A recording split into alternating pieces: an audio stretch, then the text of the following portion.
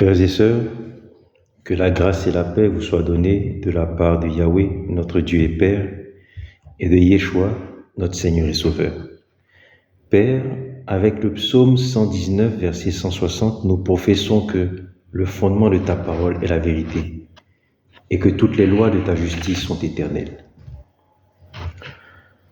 Nous commençons aujourd'hui notre série de partage sur le thème « Marcher avec Yahweh dans son alliance ». Et nous commençons pour cela par le livre de Deutéronome. Historiquement, pour rappel, nous savons que les alliances constituent l'instrument que Dieu, dans son amour, dans sa sagesse, dans sa justice, dans sa lumière, a choisi pour restaurer l'homme après sa chute en Éden, suite à la désobéissance d'Adam et Ève. Et après l'alliance avec Noé, que nous voyons dans Genèse 9,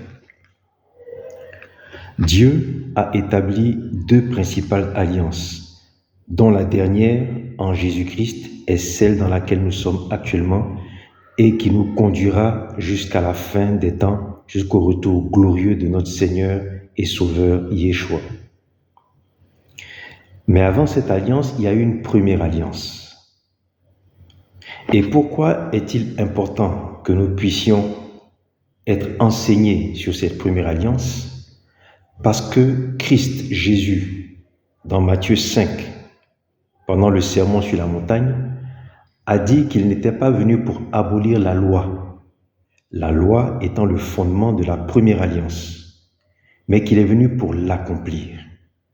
Ainsi donc, si nous voulons savoir, être enseignés sur ce que Christ est venu accomplir, il est important que nous puissions aller prendre les enseignements, prendre les informations, recevoir l'instruction de Yahweh, notre Dieu et Père, par son Saint-Esprit, prendre des informations sur la première alliance.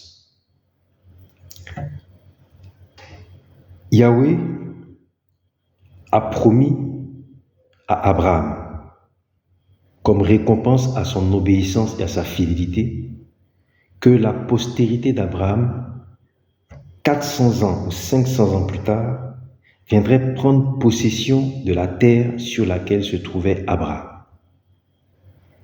Et qu'à partir de là, toutes les nations seraient bénies en la postérité d'Abraham. Cette promesse que Yahweh a faite à Abraham est le socle, le fondement duquel découlent les deux alliances. La première, l'ancienne alliance tissée avec le peuple juif, et la deuxième, celle qui a été scellée en Jésus-Christ par sa mort, par sa résurrection et par son sang qui a coulé à la croix. Les deux alliances sont la conséquence de cette promesse que Dieu a faite à Abraham, à savoir que toutes les nations seraient bénies en sa postérité et que cette postérité-là, plus nombreuse que le sable au bord de la mer, plus nombreuse que les étoiles dans le ciel, prendrait possession de la terre sur laquelle se trouve Abraham lui-même. Ainsi donc,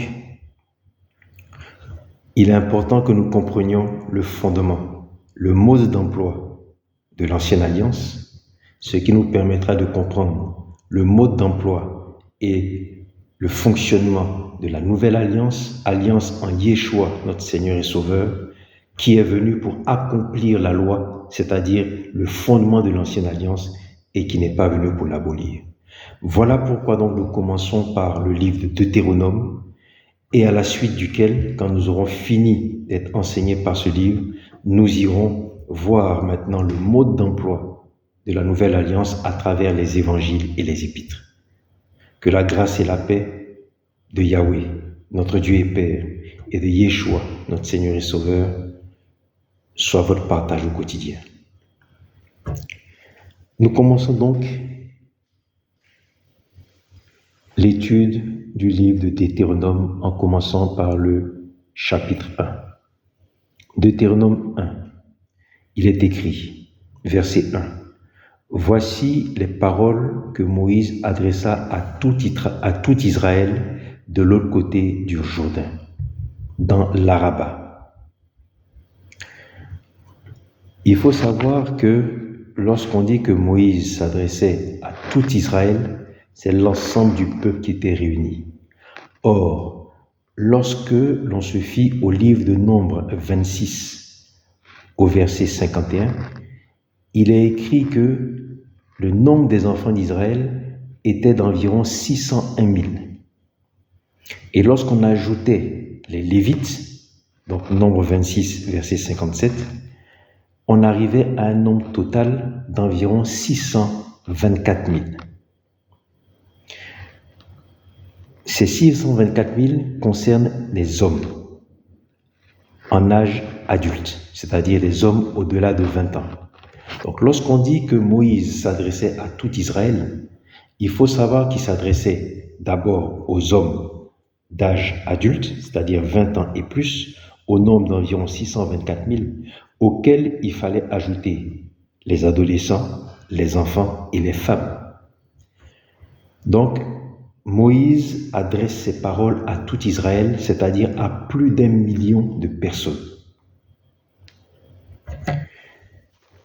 Et il va commencer par faire un rappel historique. Nous n'allons pas lire tout Deutéronome 1, ni Deutéronome 2, ni Deutéronome 3, parce qu'en réalité, ces 3 premiers chapitres de Deutéronome sont des rappels historiques, des rappels de tout ce qui s'est passé depuis que le peuple est sorti d'Égypte jusqu'à ce qu'il arrive au point où on en est, c'est-à-dire sur le point de rentrer en Canaan. Deutéronome est un récapitulatif de l'ensemble des paroles que Moïse a prononcées à l'intention du peuple, juste au moment où il s'apprête à franchir le Jourdain et à prendre possession de la terre qui lui a été promise, promesse faite à Abraham. Et donc, au moment d'accomplir cette étape importante de l'Ancienne Alliance, Moïse s'adresse à tout le peuple et va faire un rappel historique. Il va notamment leur rappeler le scandale du veau d'or.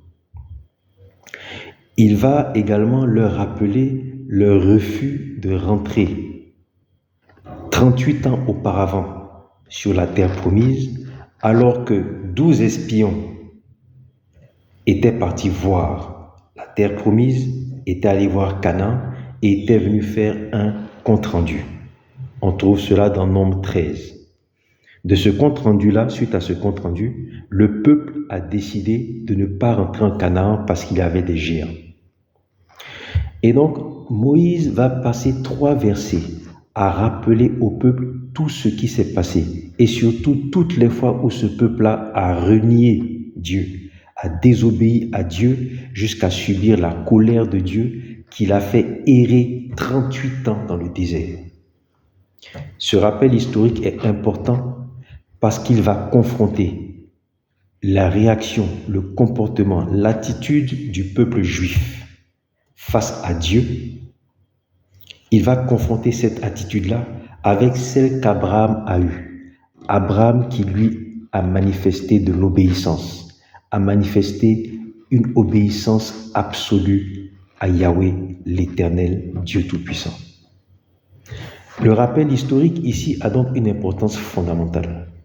Il s'agit de rappeler au peuple hébreu, Israël, tout ce qu'ils n'ont pas fait et qui a déplu à l'Éternel et qui est en contradiction, qui va en contradiction avec l'attitude et le comportement d'Abraham, qui a été le père des alliances à cause de son obéissance absolue à Yahweh.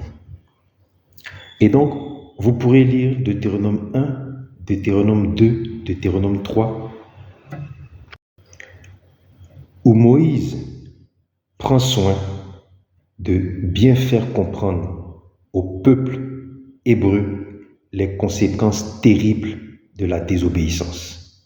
Il leur fait comprendre qu'ils vont rentrer sur la terre promise et que va ainsi s'accomplir une promesse que Dieu a faite à leur père. Mais que cette entrée dans la terre promise se fait quasiment 40 ans après leur sortie d'Égypte. et cela à cause de leur désobéissance. Ce rappel est important afin de leur faire comprendre que l'alliance dans laquelle ils vont rentrer ne doit pas être celle de la désobéissance. Et ainsi, de Deutéronome 1, nous arrivons à Deutéronome 3, verset 9, où Moïse va clôturer son rappel historique. Alléluia.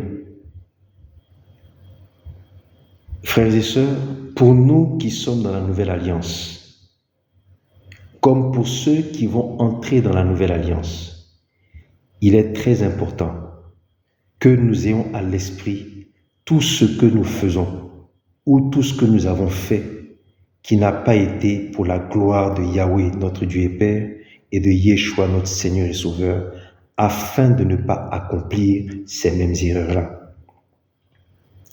Et les erreurs que le peuple a commises, erreurs qui lui ont coûté une entrée tardive sur la terre promise, une entrée tardive en Canaan, doit nous apprendre, nous aussi, à faire attention à ne pas commettre les mêmes erreurs dans l'application de la nouvelle alliance.